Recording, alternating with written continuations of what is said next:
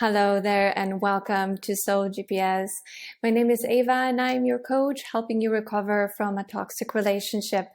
Today in this episode, what I wanted to talk to you about is how narcissists use sex in order to exploit, demean, control you. And also I'm going to give you 6 steps at the end of this video of what you can do in order to heal yourself, to recover faster and process all of the emotional devastation and oftentimes even physical devastation that can be left over after one of those relationships. So first, let's talk about the narcissist and how they use sex in order to control people. So the most important thing to understand is that narcissists are people who are extremely insecure. So they're going to use anything and everything that they can in order to feel better about themselves, promote their self-aggrandizement, their grandiosity, and so on. But what makes them particularly toxic is the fact that they exploit people and they hurt people in the process. So it's not that they just, want to go around and feel good about themselves like most of us do, but they're going to use it to demean and to hurt and to trap people in very, very toxic cycles that can then have very devastating effect on their psychology and their emotionality, on their life in general. So they're going to use sex as a very powerful tool in order to reaffirm their superiority and their greatness. So I'm sure you know the myth of Narcissus and where the name comes from to begin with, right? So it was that this beautiful youth who would drown because he looked at himself, at his own reflection in this lake every single day. So he was looking for a reflection. That's the key word here, is how he was being reflected back to himself by looking at the lake. He wasn't admiring the lake. He was looking and admiring himself. So it's the same when it comes to narcissists and sex. They're going to use it as a tool to feel better about themselves. They will look in the mirror. They will look in your eyes and look for that affirmation of their greatness. So it is not, you're having a very different experience. That's what I want you to know while you're in the situation with them than they're having. So you may be actually feeling very deeply connected. You may feel intimacy flowing between you, but for them, it's very different. They're for the intensity, not the intimacy. Therefore, controlling you and therefore garnering what's called narcissistic supply from you in the form of admiration, attention, worship, domination, pleasure. Some like to get sadistic and actually incite pain in the people that they're with, and they get pleasure out of that, demeaning and so on. So it's about power and control. These are the things that they're really after. Really important aspect I want to mention here is the idea of trauma bonding, which is what occurs when you have a relationship with a toxic person who uses these tactics for controlling people and for getting into their minds, and which can make it very difficult to get out of this relationship. So you might even realize that you're in something really unhealthy, but you're still unable to get out. And usually the reason why is because you've been trauma bonded. So they use it to hook you on their energy. So sex becomes a great tool because they can control your attention. So it becomes a form of trance induction. So when you're sharing like this intimately with someone, all of your attention is on the other person. So they will exploit that, and they can build up this incredible intensity to make you want more, and then it'll be more and then better and more and better. And it's all going to happen really fast. And then suddenly they can withdraw and leave you hanging. So you suddenly feel this emptiness and this fear of loss, and now what? And, coupled with fear and an attraction towards somebody, it can actually magnify the bond. And that is partly due to biology and neurochemicals that are flooding a body when this happens. Because when you're afraid and when you're in a slightly dangerous or compromised situation, which the narcissist will also do, they will expose you to all sorts of things and make you do things that maybe normally you wouldn't do, like have sex in public or try like toys or, watch videos and so on. Something that is about pushing boundaries. That's the thing they do a lot. They will push your boundaries. And so what will happen is afterwards, you're going to feel like this intensity build up and this cortisol will be flooding your body. But then the moment when you're close, that also adds the oxytocin component, and cortisol and oxytocin together create this incredibly, almost irresistible, addictive cocktail of fear and desire that it just plays off of each other. And then you become obsessed and you can't stop thinking about the person and what they did to you, even though it felt weird, maybe a little dirty, which is another thing that they will do and use for shaming you later, right? So they'll make you do all sorts of things and expose you to all sorts of things. And then they may even say it and outright, such thing as, now you're tainted, nobody's going to want you, which is of course not true. And it's not your fault. You've been most likely put in a situation like this, partly, sure, out of your own volition, because, likely you weren't forced, but you were forced in a different way. You were seduced in a very, very powerful way. So be mindful of that they will use sex in order to trauma bond you, or it just happens, so it may not be conscious on their part, but that's the effect. So you may be feeling like there's almost something like really dormant and deep that's been awakened in you as a result of having, such a close encounter with this kind of a person. And so, and know that also happens oftentimes because these situations are coupled with something dangerous, or you feel like there's something off with this person, which makes you go on alert. And that's enough. There have been actually interesting studies done where if you saw picture of a person who was, say, standing next to a tree, and then you saw a picture of the same person, say, hanging off a bridge by a rope, or doing something dangerous, they would appear much more attractive to you in a more dangerous compromise situation than they would standing next to a benign tree. So again, you're in a dangerous situation when you're on alert, you feel something's off, because with these people, our intuition generally picks up right away. Something's off, something's not adding up. And yet it feels so good at the same time, right? So it makes it sort of creates this hooking on effect that can be very difficult to unhook from. And then from their point of view, obviously I'm guessing, but this is based on a lot of experience and reading as well, is that some of them are going to get very excited the harder it is to get you, and they will really put on the chase. So it may not be that you're even that interested in this person. And oftentimes, actually, when I do work with my clients, they'll say, I didn't even want to be with this person. But then they created this chain of events that made me really hooked on, and sex becomes a real important component of that. And in many cases, actually Sandra L. Brown, who wrote Why Women Love Psychopaths, great book, I recommend it. She talks about how so many women get stuck in these kinds of relationships because sex was just so good, right? So it can be so powerful that it will keep us stuck for a long time. Now, of course, when I talk about this from a female standpoint, this concerns also men. Men also fall victim to manipulations by female narcissists, and then they get trapped in very toxic relationships that can be very easy to get out of. So the other thing about these people is that they detest boundaries or restrictions that are placed on them. So they're going to take great pleasure in breaking them down and breaking you down until they can get kind of to the pulsating core of who you are.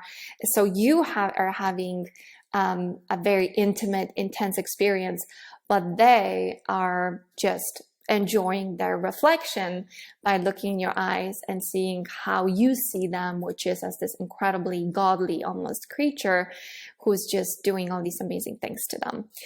So, but apparently if you strip it down, if you strip down the emotions, if you were to take all that away, and that gets actually apparent over time, if you have a relationship with this person, is that you realize that the sex with a narcissist can actually become very mechanistic and cold.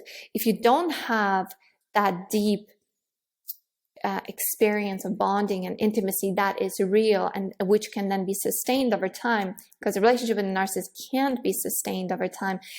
It will come out sooner than later. You will be able to see it with the sober eyes that there's really nothing there, that it's all just pure performance. And, you know, sometimes they do have real good skills because they get a lot of experience, that they tend to have a lot of lovers. They are not really enticed in general by the idea of motherhood or fatherhood or matrimony, marriage, long-lasting relationships that most of us want. To them, that's kind of boring, but they do it because they have to, so they can hide. So it's like a front. And then they will punish their partners for keeping them imprisoned, and they will go off and, you know, do all of their conquests and live out their freedom. And then when they're confronted by it, they'll say that that meant absolutely nothing and you shouldn't worry about it because were just using the other person, or worse, they would tell you it was your fault because they weren't getting what they needed from home from you. So, or another way that they love to punish is they will get you really excited and aroused, and then they will leave you hanging. Or even worse, they will get you so excited and make you want more, while they will act really cold. They may have another lover or somebody else, and they will make you feel dirty and like you're a nymphomaniac and you're crazy and you're just too dirty. They don't want you. So all these things are extremely damaging, and it will take some time to heal from this and overcome this, but there is a way to do it, and I'm going to talk about it towards the end of the video. Right now, I just wanted to quickly explain the difference between the somatic and the cerebral narcissist, which is it's a bit important on this topic because they're just very different. They're so different the way that they relate to sex. So while the somatic one is going to be really obsessed with his or her physicality, the material side of reality, so to speak, they will flaunt it. They will use it to seduce, you know, like, look at me, look at what I look like, look at what I have, and so on and so forth. They will be much more adventurous. They will be much more prone to, you know, doing things that are considered quote unquote taboo, such as, you know, like multiple people sex, or, you know, again, doing it in public, or, you know, doing things in more dangerous, compromised positions. They tend to be addicts, sex addicts, porn addicts. You know, they are going to seek a lot of stimulation, basically, because their affect tends to be more shallow. So just like a heroin addict, every time they do it again, they need more of a fix. So same thing here is they're going to need to do more and push yet another boundary, do something more exciting, more extravagant, so that they feel alive. Whereas the cerebral narcissist is like the opposite. To them, sex is kind of demeaning, primitive, repugnant, and they do it just because they have to, in order to secure a longer term source of supply, a longer term partner. But once they have it, they're going to retreat back to their intellectual pursuits, to their virtual worlds, what have you. And because they detest that, they don't like human interaction. Now, having an intercourse with them, I would imagine, would be even more like being with an AI robot, because they just don't know how to connect. To them, it's really just repugnant and disgusting. So anything that deals with the flesh, because they like to dominate with their intellect, they like to, you know, shine that way and show off and dominate and demean other people with what they say.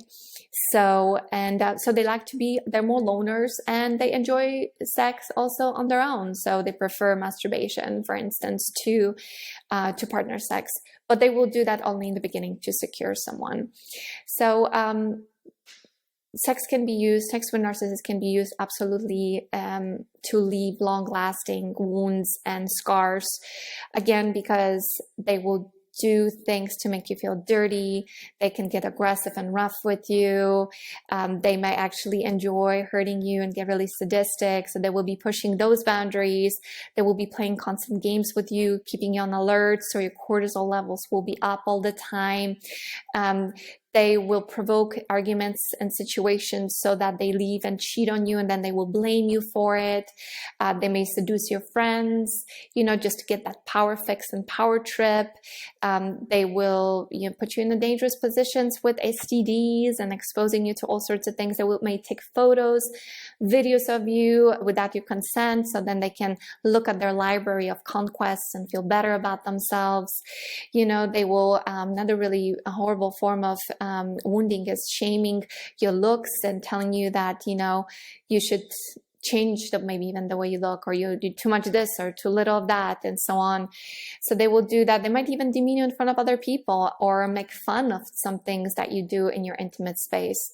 So there's a variety of things that they do, and it can be extremely hurtful and damaging. But you can heal from this. You can overcome this. And the first most important thing that I'm going to give you 6 that you're going to need to do is realize that it wasn't your fault. It really wasn't your fault. You were you met the wrong person at the wrong time. You were most likely targeted and pre-programmed in order to withstand a relationship with that kind of person for a long time. So you had high tolerance for pain. So no, it wasn't your fault. You didn't create this person. You didn't ask them to come into your life. Most likely in the beginning, they showed themselves off from a very wonderful side. So you thought you just met somebody really great. So you open up your heart, and unfortunately what happened.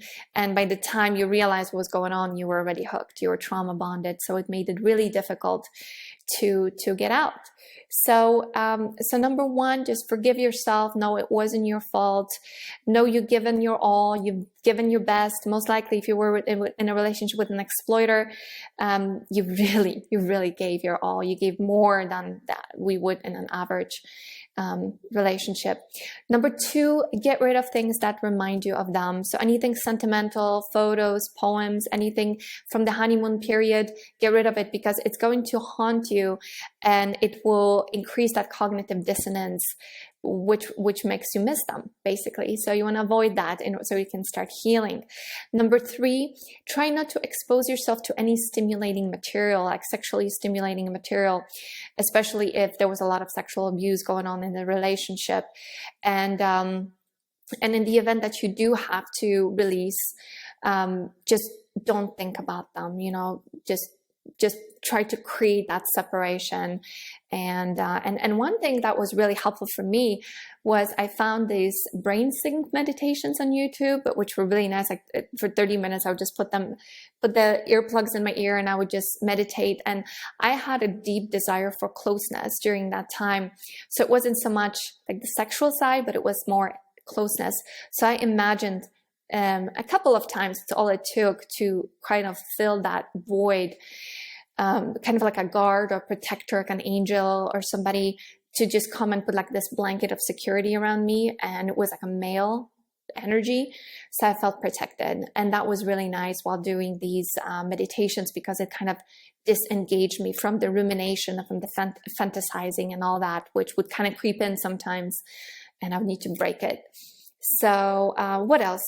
Get physically active. I know that deep breathing and intense physical activity can be very triggering, especially in the early days after the relationship when you're still quite traumatized. So walking in nature, I think, would be the best, and just, breathing slowly. You don't need to breathe really deeply. It's enough if you just, breathe here, or focusing on a neutral part in your body that is not full of triggers, such as the belly. It's just like hands, for instance. So as you're walking, just feel your hands, or feel the sensation of your feet touching the ground as you walk. That's another really good thing to do. And number 5 is get creative. So the sexual chakra, if you're familiar with that system, is also responsible for creativity. So the same sexual energy that is used to create another life can also be used to create a piece of art. So if you're into writing, into painting, into any kind of form of expressive art, or doing something, even engineering, anything that deals with creativity, you can use that energy to channel it towards doing something.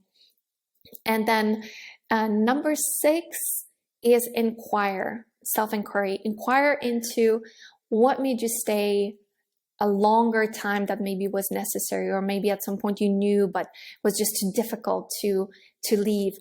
Ask yourself, what was it that made you stay? Was it because it was due to your childhood's training? Was it because you have very high tolerance for pain? Was it because you're afraid of loneliness? Just dig in and get deep. And as these emotions come up, realize that there's a story behind those emotions. And I know that they can be very difficult to feel, but try to get underneath them and just understand that you may be telling yourself a really negative story about what happened. Truth is, yes, you were abused. Absolutely. You were manipulated. All of that happened. I'm not saying that it didn't, but it wasn't because there's anything wrong with you. It happened because you happened to have a relationship with somebody who was disordered, not because you're a bad person. So you need to work on that inner dialogue and changing that story. So you tell yourself, listen, Ava, that I would tell myself, what happened. Let's use this to the best of my ability as an experience of learning about this fascinating subject. But I'm going to be okay. You're going to be okay. We're going to pull through this and life will be good again. I promise. You did your best. You did your best in this relationship. And now we can turn the page and start something new. So just an example of an inner dialogue. So, inquire into what happened, but be really kind with yourself and to get underneath to see what those patterns are, and then you can break them. All right. So I'm going to wrap up here. Thank you so much for your attention. If you need personal help, you can find me through my website, which is mysoulgps.org. On it, I have a free 3-part SOS program. If you just came out of a relationship that was abusive, devastating, toxic, it may help you to progress through this early stages so that you can reorient yourself, reorient your attention from all the negativity towards looking forward to your future. So hopefully this will be helpful to you. Thank you so much again. If you have any questions, share them below. I always love hearing your comments. Even more, I love when you help each other. So I want to invite you and encourage you to do that. Thank you for being part of my community. If you're new here, please subscribe, and I look forward to seeing you again. Bye.